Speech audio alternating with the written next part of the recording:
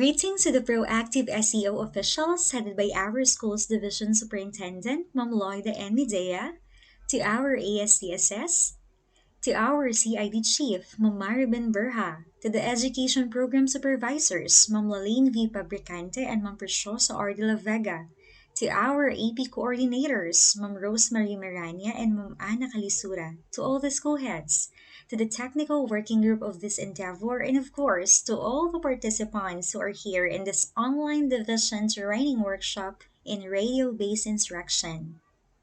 We are facing one of the biggest disruptions to education. But since we are all committed to widen our access and in bridging effective learning, we are turned to different modalities to ensure that learning never stops. So this morning, I will share something about the guidelines on how to prepare a radio-based lesson script. Number one, header. What should we write on the header? So header includes title, topic, format, length, script writer, objective. So ayan po yung example. So in your title, you must be creative enough to make your own. Choose words that will stand out. So minsan po, you will only rarely find a good name on the first try. Brainstorming sessions, alone or as a group, will often give you good ideas. Remember po that there are no bad ideas in a brainstorm and throw as many titles or themes you can possibly find. So ayan yung example, says on air, Radyo Eskwela ng Deped Iriga for Grade 4 English. Next topic, recognizing the parts of a simple paragraph. So saan po natin ito makukuha? Makukuha po natin ito sa module. Next, format. We have to follow the school on the air format. So, i-discuss po yan mamaya ng ating sunod na speaker. Next, length, 30 minutes. So, we are only given 30-minute radio-based lesson. So, your name as the script writer. And for the objectives, so ayan, at the end of this radio episode, Grade 4 pupils will be able to recognize the parts of a simple paragraph. So, saan po natin makuha ang concept na to? Makuha po natin ang concept na to sa ating SLM or module. Kaya nga po sa pre-broadcast activities, sinabi doon na we are encouraged na dapat bago tayo magsimula ng radio-based lesson script, nasa atin yung mga modules. Okay? Number 2. Page layout. So it should be 1 inch left margin. You have source of sound column and copy block. So ayan po yung example. The margin must be 1 inch left. Then you have a source of sound. So pwede ang narrator na andyan is yung host, right? Pwede namang music, pwedeng character. So sa copy blocks naman, yan po yung nasa right side ng screen. Yan na yung babasahin ng broadcaster, ng radio teacher, or ng radio host. Number 3, spacing. Use double spacing at all times when writing for broadcast. In the world of broadcasting po, it is important to space out words clearly. This is not only means large fonts and double spacing, but also means greater use of short and clear paragraphs.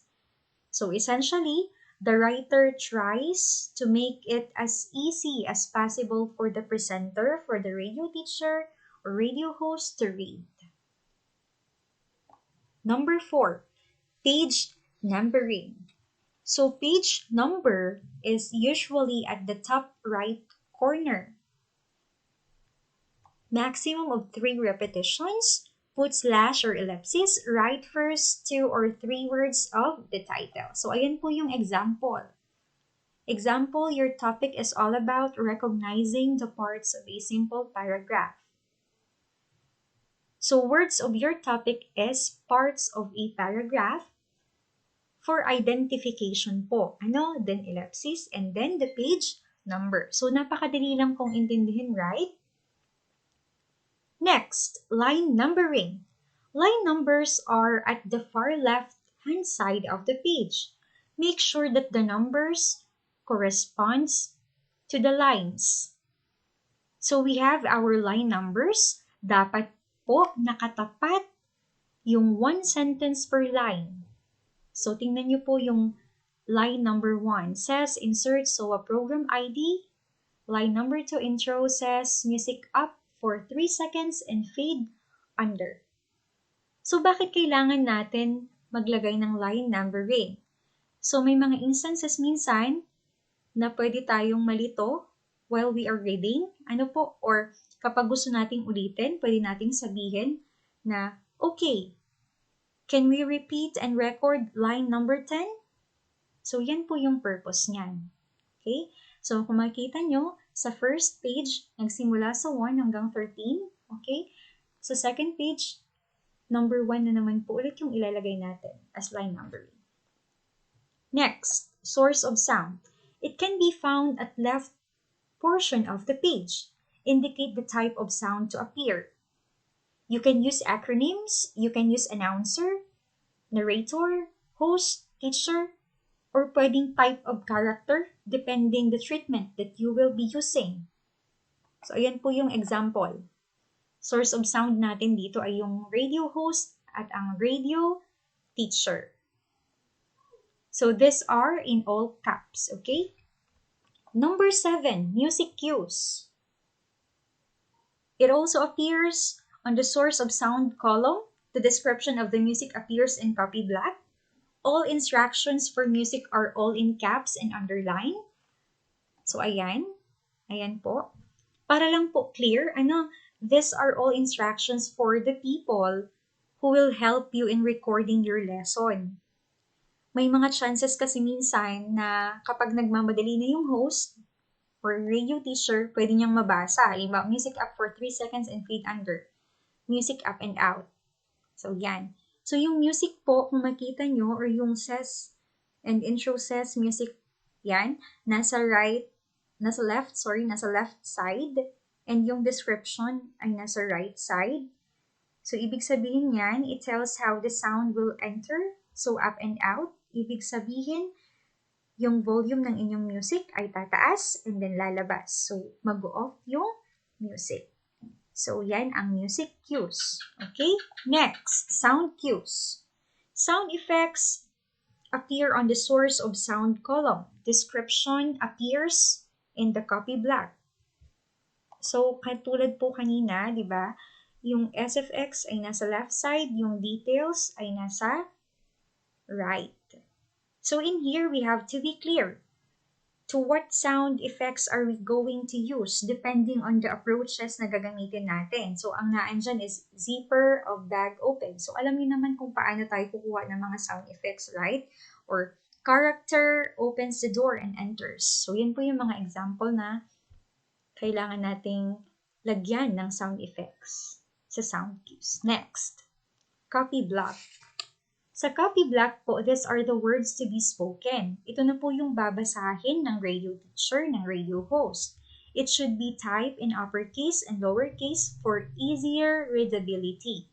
So everything that will not be spoken, like instructions, yung mga technical, must be in all caps. Okay po? Directions to actors or talents, all caps in parentheses, but not all underline. So, minsan nagva-vary din po ang format, but for the purposes, it would be better if instructions are all in capital letters. Next, dividing words. So, when we are writing our script, do not divide a word across a page or a word between the lines. Kung kakayanin po natin, di ba? If a paragraph or sentence carries over to the next page, try to break the copy at a comma or natural pause. So, newscaster can change pages more easily. So, kung kaya nating lagyan na siya ng period, mas okay. Hindi yung nasa kabila yung sentence or word, then mag-turn over ka pa into next page. Ano po? Hindi yung mag-flip ka pa ng script kasi minsan pwede pa yung marinig. So, divide words at the end of a line. Spell out the entire word. Never split words. Okay? So, additional lang, maglalagay pa tayo ng more sa bottom. Ano po sa baba ng ating script?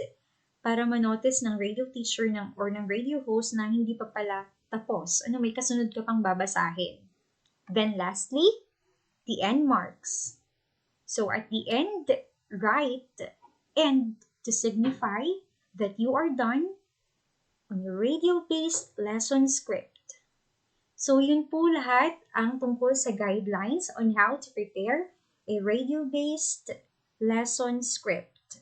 So those are the things that we need to remember in order to come up with a radio-based lesson script. Yun po yung mga natutunan namin during the regional training from our speakers, Ma'am Eda Dato and Ma'am Navarro. So sana po may natutunan kayo, okay? So let me end my discussion with this thought. We are adjusting to the new normal, right? And in this new normal, some days you are happy, some days you are scared, some days you are relaxed, some days you are anxious, some days you are positive and hopeful, and usually all of this is on the same day. But as an educator, our goal is to bring education into the homes of our learners. So from the Pili National High School, I am Miss Diana Rose Conel. Thank you very much.